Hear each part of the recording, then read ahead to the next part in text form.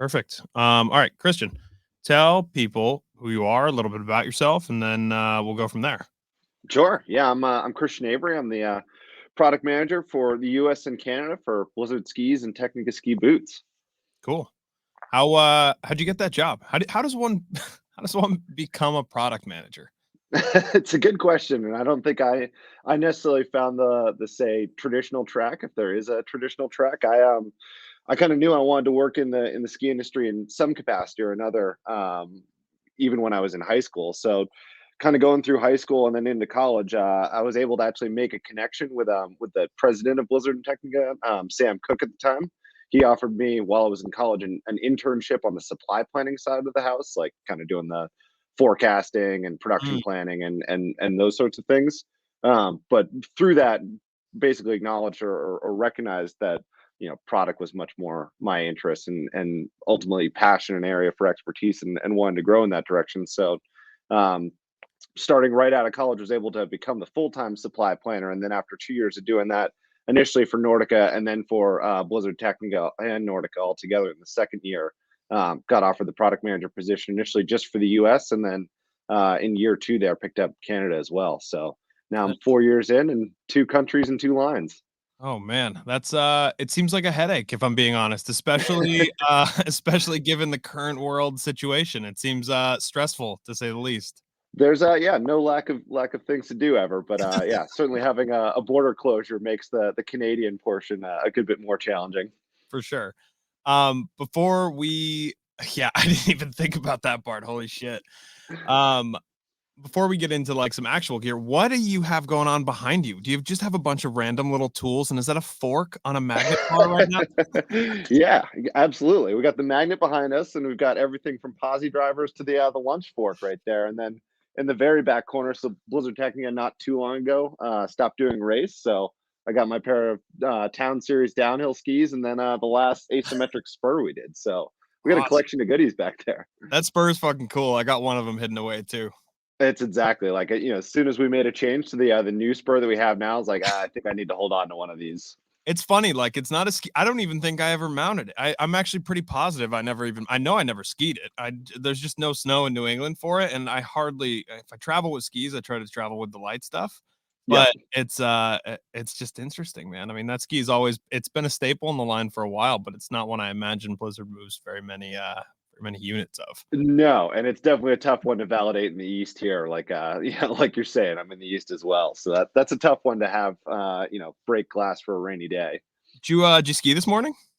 I didn't this morning, but I got after a pretty good yesterday while Me the snow too. was coming down. So I thought about texting you and asking you if you wanted to do it earlier because I was burnt. I was like, "There's no way that I'm going out again." I went out twice yesterday, morning and night tour, so it was enough. I woke up and I was shot. I'm like, "We'll just stick." exactly. That's exactly the program I was on yesterday, and even watching football last night. I was like, there is no way I'm going out for more tomorrow morning.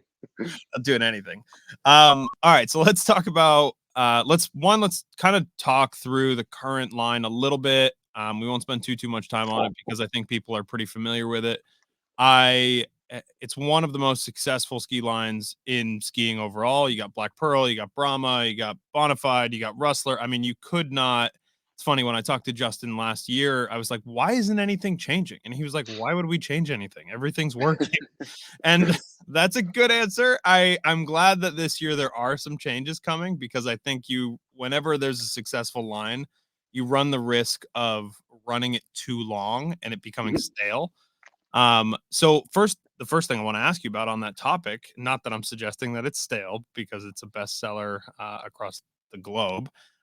Black Pearl, what's the story? Has anything changed? Did anything change last year to this year? Is anything changing this year to next year?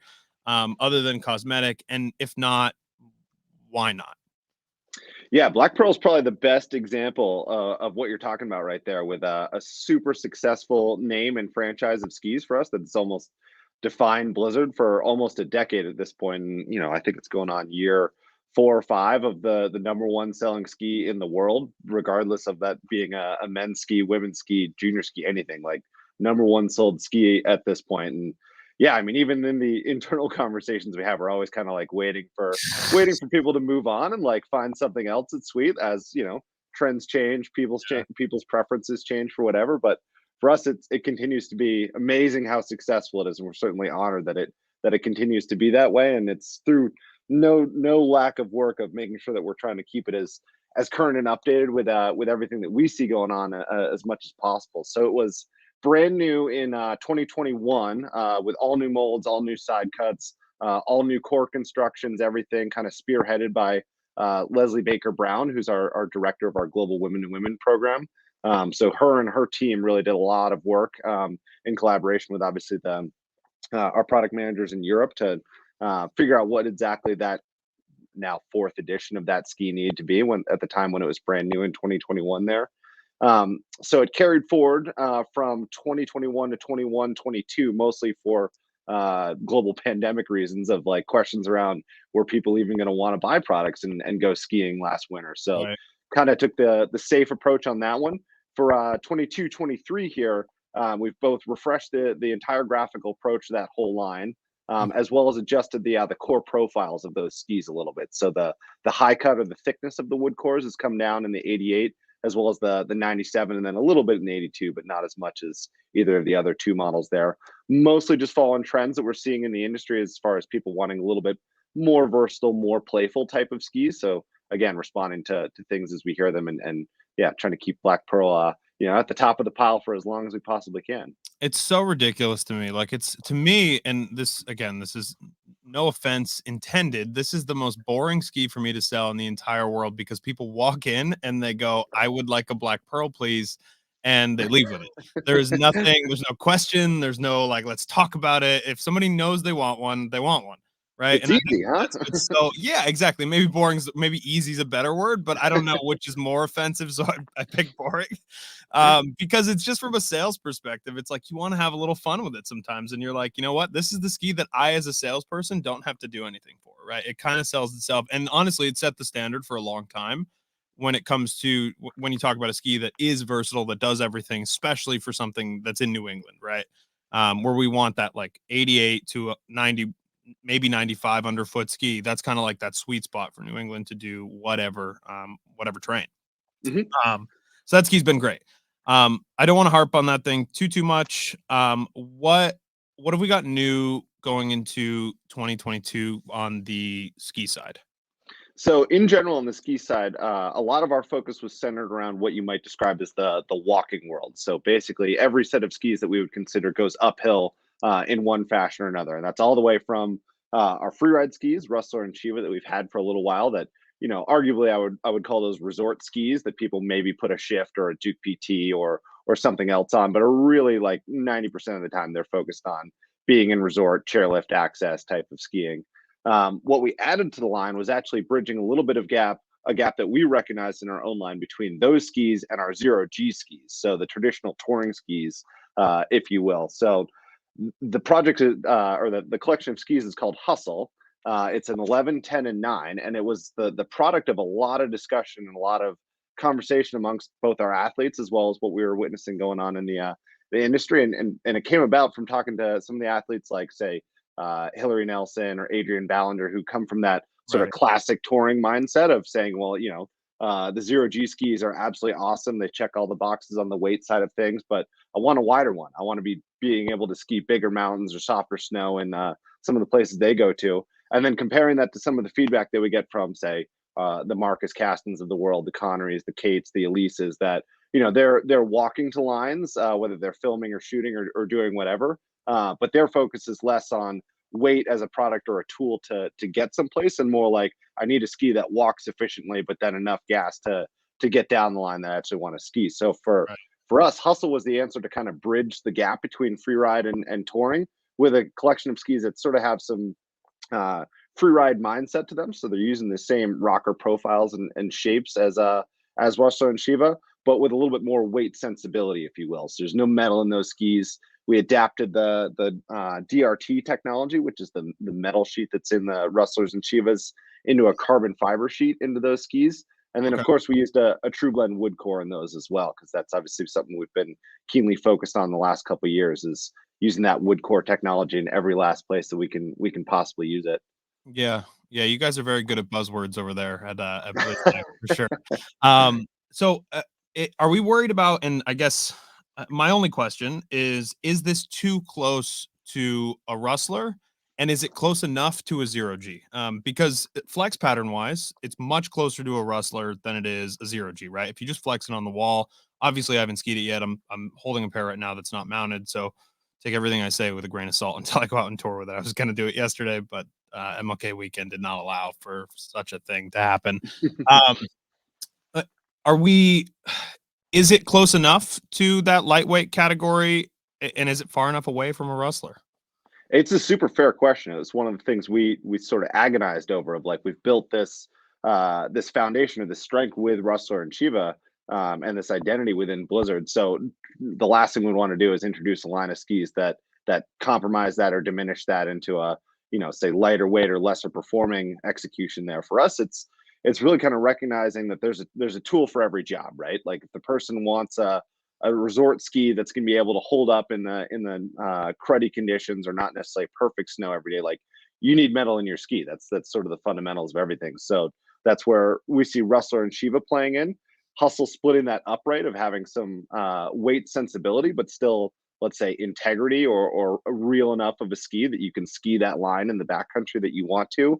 And then zero G, like, to me, it's far enough away from a zero G because you've definitely made some weight intentions with that type of ski, and, let's say, Right. some trade-offs to hit that weight profile. So, I mean, to your point, what you're asking about hustle is that it's not super close to a zero G from a weight standpoint. Like, it's a good bit heavier. It's only 250 grams lighter than a an inline rustler, like a 9 to a 9, for example.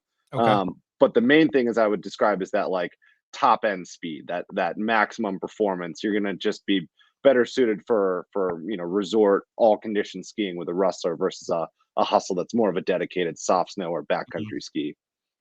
Yeah, and don't get me wrong, I don't think there's a problem with having stuff that's super specific. I actually find it valuable for brands of the size of a BlizzTech, and I actually, like, last year was praising Fisher for doing the same thing with that Transalp boot because it closes the gap so tightly that they have everything to offer, from super light to medium light to light to you kind of close everything, so it's so tightly packaged that everybody has a specific thing that will work best for them. And it's similar to the bike world in a lot of ways, right? Like, for example, I sell a lot of Santa Cruzes. When you sell Santa Cruz, it's like, okay, models, everything from a tall boy 5010 up through a Nomad are almost exactly the same fucking bike, minus 10%, like, Mhm. it's minus or plus 10%, depending on what you're doing, right? Anybody could ride any one of those bikes and do whatever they wanted to. And I think we're starting to get to that same category in skiing where it's not like, oh, I brought the wrong ski. It's just like, this is what I do 80% of the time. The 20%, the ski will still be appropriate for. Yeah, I think you're making the exact right point of, like, sometimes there's an area where you get to a place where you're splitting hairs, but then there's also a right tool for the job. And I do think skiing in particular is a quiver based sport in some ways, that if you can, like, you want to have the right tool for the job to go do whatever it is you're planning on doing that day. And no metal in the ski at all, right? So it's just in the mounting area. I see, like, this black strip. I'm assuming that's just a full sheet of carbon for binding retention. You've got a full sheet of carbon that plays a little bit to the stiffness underfoot, as well as the torsional softness in the tip and tail. You do still have a mounting plate in there to make it a Okay, G1 perfect. 4195. Perfect. That's kind of what I was hoping you'd say. I love it. I think it's a super simple line. I'm very excited to go ski it. I like that it has the little notch on the bottom for skins. I think that's very intelligent.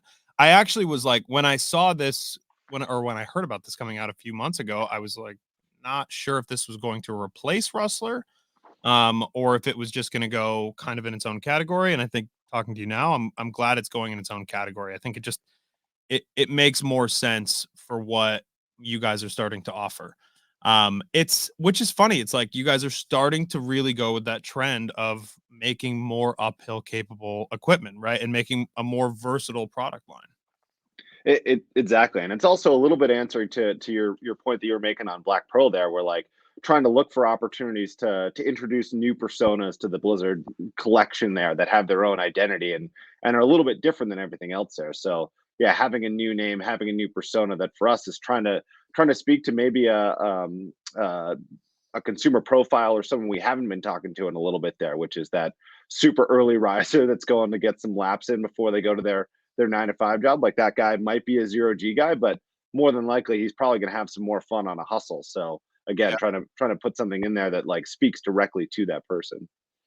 Very cool. Well, I'm gonna ski it. I'll let you know what I think. Not that it matters. It's being made, and I'm definitely very low on the totem pole of people who will ski this thing to its maximum capability. But nonetheless, I'll let you know how it goes. I'm excited, honestly. Like just holding it and feeling it and flexing it. It's what I hoped it would be.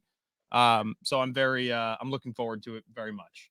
It's funny. I actually had a retailer do a test to our skis that I'd never seen before, which was they picked up a hustle and they sort of like dropped the tail onto the ground and it went punk and made like a pretty solid noise. And they're like, that's how I know it's a real Blizzard ski. And I was like, I'm not familiar with this test, but I appreciate that it passed it.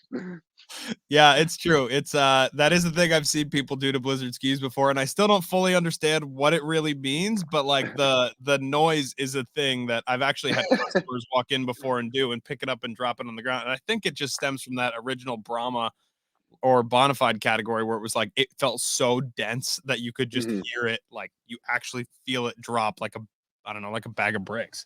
Even though Yeah, they're not particularly heavy skis anymore. exactly. Thus far, I've taken it as a compliment. So Yeah. I think it's referring to them being solid. Yeah, for sure. Can I ask, is there anything changing with zero G? Is anything going on for next year? Yeah, we updated the zero G line. Every single model in the whole collection there. So 85, 95, and 105 all got a carbon fiber update. So we've been using a technology called Carbon Drive, which is basically just a Right. sheet of unidirectional carbon fiber that runs the full length of the ski and then wraps at the tip and tail to create a torsion box. So again, I mean, a lot of the thing you're battling with lightweight skis is there is having them be torsionally strong through the turn and not just waffle back and forth and be super schmeary. What we did was basically take that same unidirectional sheet of carbon fiber and now it wraps the full length of the ski. So we were having a little bit of a say a hinge point within the skis there. So having a little bit more of a balanced flex profile. We also took that layer of carbon fiber, we moved it one layer further down in the ski, so it's Mm, close to the core. Which when you put as many of the stiff layers closer together versus having that one pretty high up in the sandwich construction there, you also make the skis a little bit softer and more playful too. So it's one of those things like the lifts did not really spin at all in Europe last year. So they got just about every possible hour of testing done on zero G skis to kind of figure out the minutia of like swapping layers back and forth within the ski there. yeah, it's funny. Some people, and I know we're still in selling season, so I don't want people to like hear anything I say and think like don't buy a zero. It's for some people I know really, really love that ski. I haven't been a fan of it because I feel like it has that hinge point, right? Like I feel like it is a little inconsistent when you go and you flex it all the way through a turn. It's light, it's stable, which you can't say about a lot of skis that are that light in that category, which is a huge win. But at the same time, consistency of flex is a thing that can be achieved now in ski design, right? So that's one of the things I was kind of hoping you'd say in terms of what's going to change for that ski going forward. And I think those changes that you mentioned, especially bring that carbon layer down a level, will probably make that right. Yep, absolutely, and it kind of harkens back to our philosophy with skis in general, but particularly apparent on the lightweight ones, which is to kind of bring a performance mindset at a relevant weight. So we're certainly not the lightest touring skis on the market, but trying to Yeah, bring a say a downhill performance approach, which I mean, we've only been doing true touring skis for about 7 years now. And if you remember the very first zero G ski, like you could bang slalom turns on that thing, like for sure. the the performance that we went with was maybe not necessarily the best for hop turning down icy coolars. So Right. yeah, the last 7 years, I would generously describe as a learning process for us to figure out, what Blizzard should be in that lightweight and uphill world, and the kind of product that we want to build that meets the consumer needs, but also differentiates us too. Like we don't want to just be me too product by any means in that world. Right, and I think there's something to be said for the fact that the market 7 years ago was not here in the US the same way that it is now, right? Everybody and their mother wants to go ski touring, rightfully so, because it's awesome. It's like it's what allows me to ski as much as I do. So it's really important that these skis get really good. But 7 years ago, nobody, including myself, nobody really gave a shit about this category. It was the niche, like strange. You want to walk up a hill while there's chair lifts, but now with lift lines, with access to more terrain, with information more available, this category, I almost feel like an idiot for not seeing it coming sooner. Obviously the last few years it doesn't even count to me. I think if you didn't see it coming 7 years ago or whatever, like the writing was kind of on the wall. I guess is my point. And to your point about it not being the lightest in the category, I don't think it needs to be. Like, why does it need to be, right? I mean, there's like the La Sportivas of the world and like the Dinafits of the world that make that kind of stuff.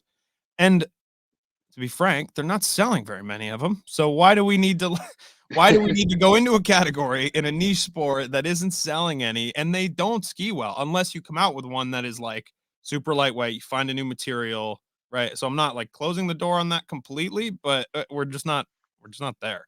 Yeah, certainly need to find some unobtainium for them to ski anywhere near like Sure. a Yeah. Rustler, a Shiva, or a Bonafide there. Yeah, We did let's start add like go ahead. Yeah, so I was gonna say that we did add a sub 1,000 gram one, but that matches more with the boot that we're gonna talk about probably in a little bit here. So Yeah. again, to your point of like having relevant product in there that meets a performance mindset, but yeah, the unit expectations for that I would not say are similar to anything else in the zero G line at this point. Yeah, for sure. So let's move on to boots a little bit. I will save that peak boot probably for last here because I'm really excited about it and I think it's a good product. I've held it in my hands. I haven't skied it yet, but it looks legit as fuck. For lack of a better term. Uh, can you talk to me a little bit about where I'm sure you've heard all over the internet people talking about like more consistency and flex offerings for women's boots. Where do you guys stand on that in that side of the world? Because as you may or may not have heard, the girls from Big Stick Energy did an episode with Matt Manzer from Atomic, yada, yada, yada, 130 flexes down to 22.5. Somebody made the point to me the other day, Tori Brooks made the point to me the other day that it's not necessarily about offering a 130 down to a 22.5. It's offering more flex options the same way that we do for men and not dumbing them down, so to speak. And K2 I think is the biggest culprit of this, and whether it's to sell more units or not, um, who knows? The like instead of a 130, it's a 125. Instead of a 150 or 120, it's a 115. Where do you guys stand on this? Is there a change coming to that sector of the market? And can you kind of address some of the concerns that some of the ladies out there might have when it comes to ski boots and flexes? Yeah, absolutely. And this is where I think I get to stand up a little bit tall and proud about the work that Leslie Baker Brown has done with the women's group, both to understand the, let's say, outreach marketing side of the world there for women's products in our world, but also like the product performance and the product insights and what we need to actually be making to meet the needs of everyone from Elise Sogstead down to the weekend warrior that's only going to ski a couple times throughout the entire year there. So for us, I mean, we've set up our product line a little bit different than I think a lot of other manufacturers, and not for a simplicity's sake. I mean, we've got women specific boots all the way through the whole line that have their own dedicated cuffs, which is certainly an investment, as well as their own dedicated liners and liner materials all the way through. So there's not a ton that's actually shared other than the specifically the lower shells between say the men's boots and the women's boots. So we've got pretty much two unique lines of product all the way through there. So that's both in the Mach 1 world, so LV, MV, and HV, as well as the Cochise world and even the Zero G world. So every single category of boots from Tecnica, if you will, has a women's specific offering there. So specifically to the flex points, that's one we've been working on a good bit the last couple of years. Is where are opportunities to create a stronger or even stiffer boot in the line there. So when we redid the Cochise boots last year and launched the 3.0 version of those, we added a women's Cochise Pro and 120 flex at the top end there, which was kind of a cherry on top of that collection, responding directly to the feedback that we'd heard that was 105 is simply not enough in a dedicated women's boot there. And then likewise, it's offering every single one of the models, so every single women's boot down to a true 22 for next year. So that's been the case in all the mock boots that they go down to true 22s. That's been the case in the Cochise boots going down to true 22 for a year now.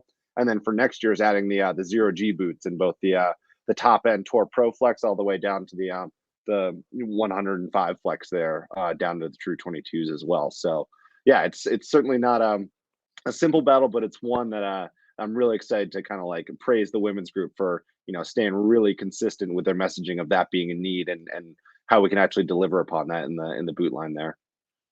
Yeah, and I keep kind of harping on this because I stand somewhere in between, right? Where I don't necessarily think I don't feel that I need a 130 flex boot most of the time, right? Like a true 130 flex.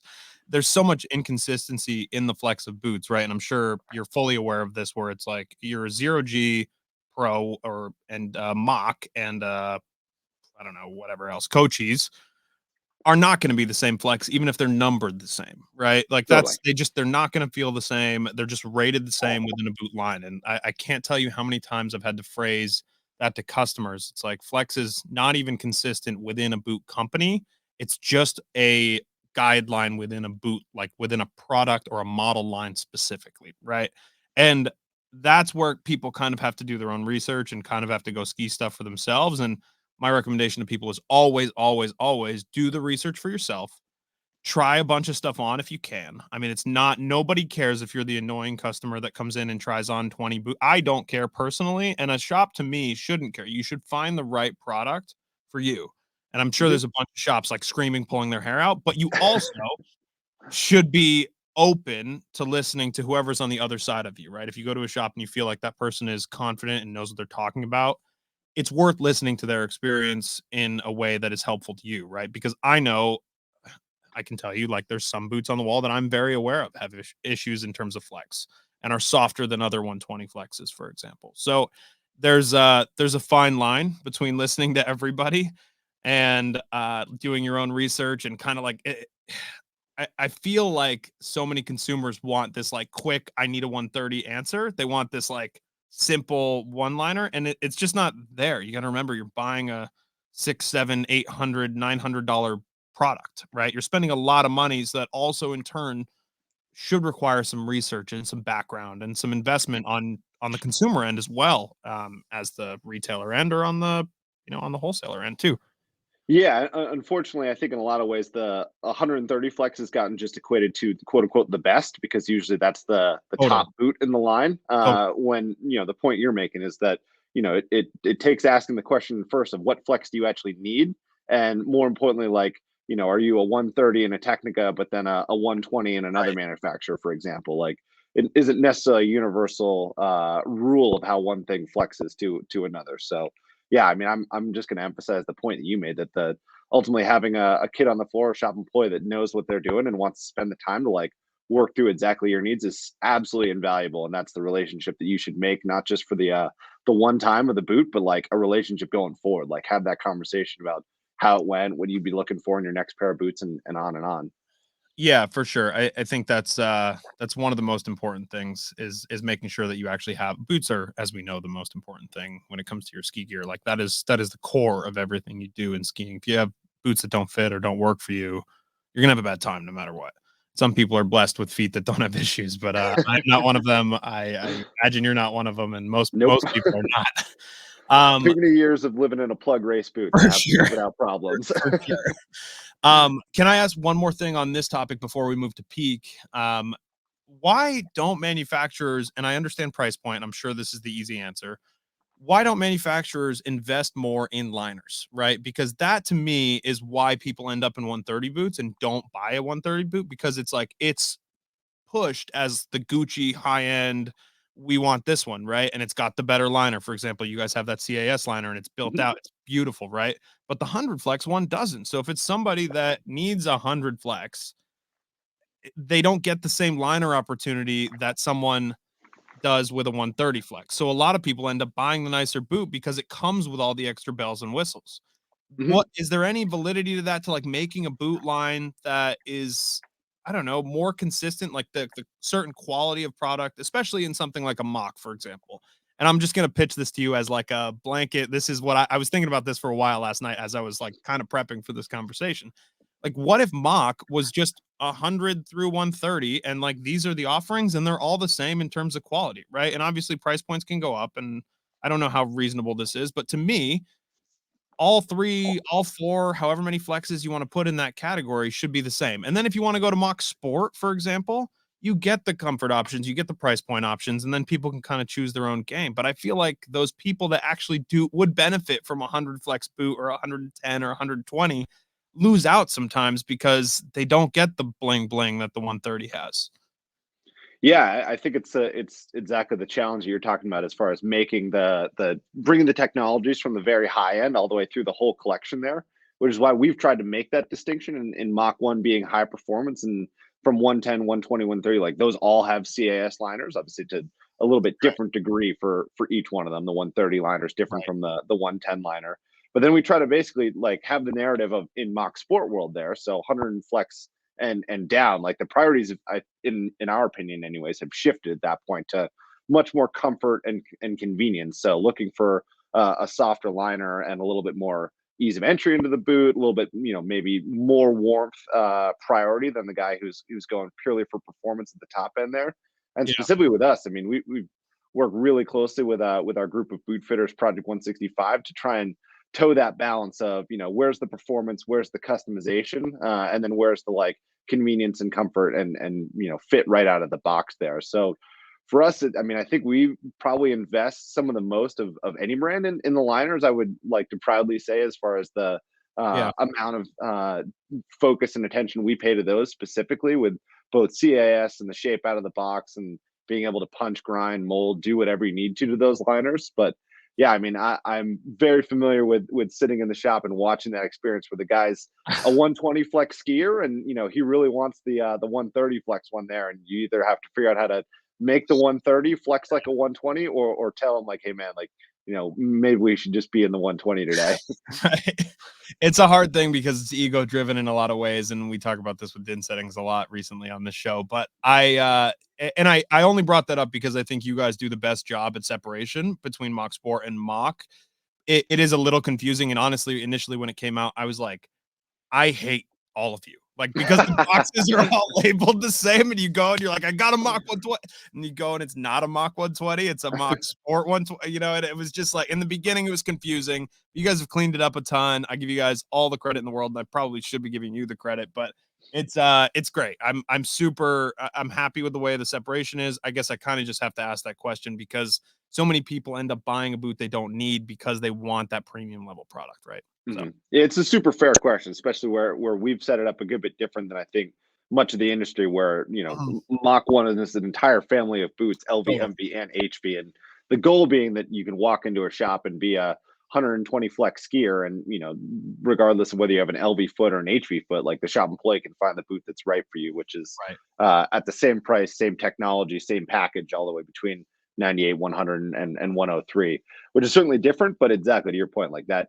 also creates some confusion and challenge when you're looking for. Initially, I was really mad. Like, I was not happy. I was like, "We're not buying any more Tecnica boots," because I go back there and there's an LV, MV, HV. I'm so confused. I have no idea what's going on. And honestly, at a certain point, you just have to own it and be like, "Look, that's on me as the boot fitter because I need to like be aware of what we have. I need to be aware of how many boot." But it made it complicated for a minute, but it's been cleaned up. It's simplified. I think people kind of get my point at this juncture.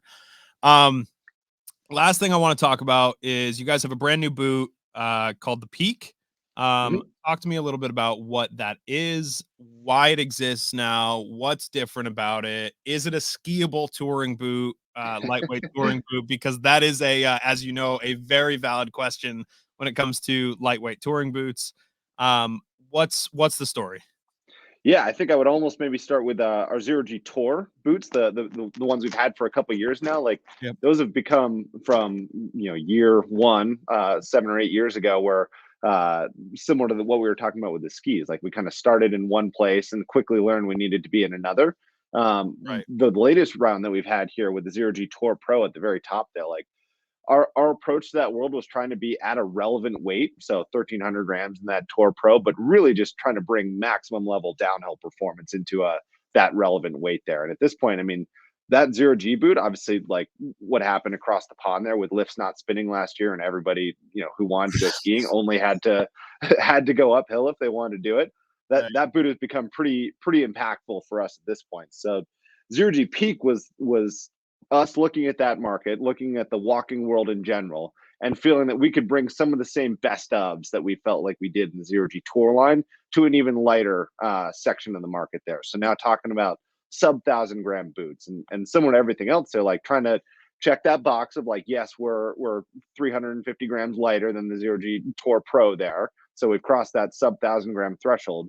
But again, how do we bring a performance mindset to this section of the market here that exactly like you said at the very top, like typically weight and walkability are the number one things, and then you're looking to survive on the way down. What we Right, wanted to do was right. was be able to make a boot that like you could genuinely enjoy the way down. Like you get to where you're going, you're not restricted in any means whatsoever. Like weight is a tool to meet the need of getting to that the top of that mountain or that summit or wherever, and the walkability is the ability to make it to there without having to fight the boot the whole way. But then like you walked for who knows how long to get to that place. Like you want to have a boot that actually performs and can drive some ski on the way down. So Right. what we did was try to bring some of those best ofs, like we did on overlap design in that boot as much as possible. Most manufacturers who are doing sub 1,000 gram product, like to save weight, are using pretty much an open front portion of the boot there. So just kind of covering it up with a gaiter and a boa over the top and ratcheting the whole thing down, which certainly aids in the walkability, but is really hard to control the flex of the boot at that point, Mm, as well as the fit there. So knowing that overlap boots from the rest of our Alpine collection of Tecnica just ski better. Like that's how World Cup boots are made. Like there's not really much beating a traditional four buckle overlap boot there. Try to do that as much as possible with the peak there as well. What that actually forced us to do was then glue the gaiter from the inside of that boot, which instead of having it glued over the top with that BOA system, we had to go from the inside and glue it there, which forced us to actually make a pretty significant hole in the bottom of the shell there to get in there and glue the liner from the inside, which we then actually just cover up with a piece of bidirectional carbon fiber, which again basically then helps with the torsional rigidity of the boot. So one problem you might say that was created with going with an overlap design then led to the opportunity to stiffen the boot up on the sole there a little bit. The right. other was using that walk mechanism that we've done in the zero G Tour boots, that double blocking one that opens that hinge point way up high and both creates a really strong lever arm when you're actually flexing the boot, but also like can fully clear itself out of the way. So disengage the top lever as well as the lower lever there to have as much range of motion and walkability with this boot as possible. And I mean, honestly speaking, like we're pretty excited about what this project has actually turned into for us. I mean, we've been working on it for something like 5 years now, like knowing we wanted to build a sub 1,000 gram boot and trying to figure out exactly what the right way to go about doing that is. And at this point, I mean, we're pretty excited. We're hoping that it brings it shakes up the game a little bit the same way that the zero G Tour did. I think that changed people's perception of what was actually possible in a say 1,300-ish gram boot as far as how much ski they could drive, where they could get to in a boot that still allowed them to enjoy the down. And I don't think this ever will replace, say, heavier boots. Like the